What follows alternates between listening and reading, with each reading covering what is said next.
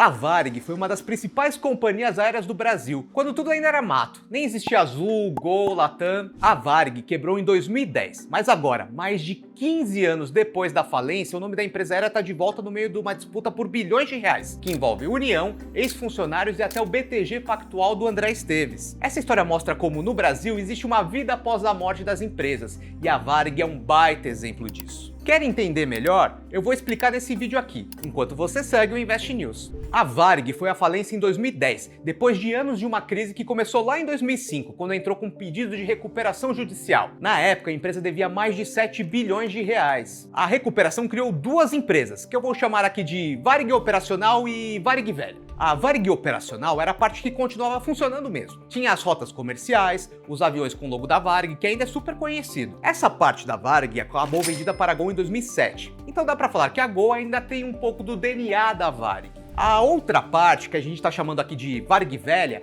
é a parte que ficou com as dívidas e que ainda existe formalmente para quitar esses débitos. Essas dívidas incluem ex-funcionários que não receberam o que deveriam ter recebido quando a empresa foi à falência, impostos que ela não pagou e dívidas bancárias. Ou seja, tem um monte de gente que está há décadas nessa fila esperando para receber qualquer coisa que tenha restado e que possa ser transformado em dinheiro. E não é que apareceu um negócio grande? A União teve que indenizar a Varig por perdas financeiras causadas pela política de preços do Plano Cruzado, lá dos anos 80. Naquela época, o governo congelou tarifas aéreas, o que gerou prejuízos bilionários para as companhias aéreas, inclusive para a Varig. Agora, em 2025, a Varig Velha recebeu quase 5 bilhões de reais em um precatório do governo federal. Precatório é uma ordem de pagamento emitida pela Justiça quando o Estado perde uma ação e tem que indenizar a outra parte. Essa indenização pode demorar um tempão para acontecer, o que cria até um mercado paralelo de precatórios, mas isso é outra história. O importante aqui é que o Pix desses quase 5 bilhões que o governo devia para a Varig caiu finalmente agora em julho. Final feliz, né?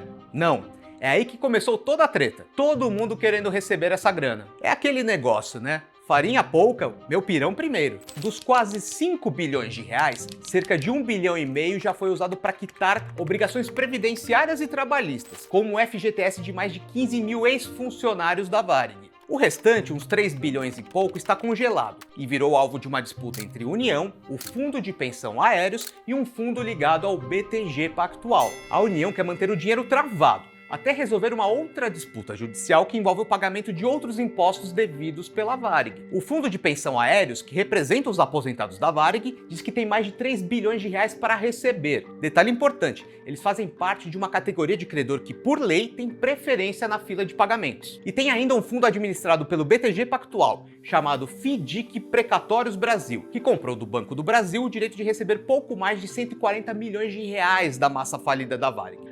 E eles também estão nessa fila preferencial junto com os aposentados. Por conta dessa disputa, o dinheiro está bloqueado. Quem vai decidir é a Justiça do Rio de Janeiro. O Tribunal de Justiça autorizou a divisão do dinheiro entre os dois da fila preferencial, ou seja, a grana teria que ser dividida entre o fundo de pensão aéreos e aquele fundo de precatórios do BTG Pactual. Mau negócio para a União, portanto. Mas a Procuradoria-Geral da Fazenda recorreu e o caso deve subir para as instâncias superiores. Só isso já deixa claro como essas questões de falência podem ser problemáticas por aqui. Mas sempre dá para complicar. Lembra que eu te falei que o governo pode demorar muito para pagar um precatório? Então, pouco antes do governo pagar os 5 bilhões, o próprio BTG tentou comprar o direito de receber essa grana. Ele ofereceu 730 milhões de reais para a massa falida da Varig. Na justiça ainda não dava para saber quanto a União ia pagar. Poderia ser 10 bilhões, 15 bilhões, mas em geral, quanto maior o valor, maior a demora para receber. E a gente já tá falando de uma espera de décadas. Então é como se o BTG estivesse dizendo para a velha Varig: aceita essa grana agora e eu assumo o risco de receber o dinheiro que o governo vai pagar sabe-se lá quando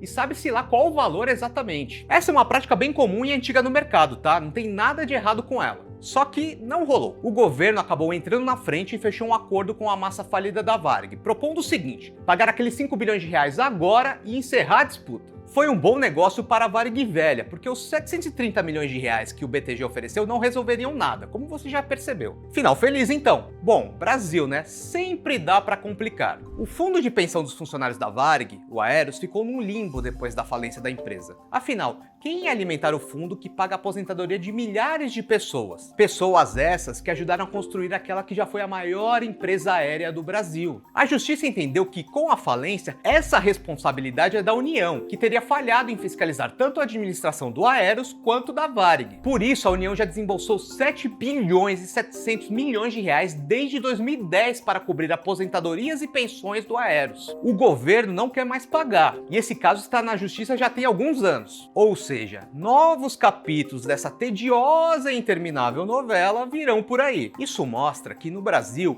uma empresa não acaba nem mesmo quando ela acaba.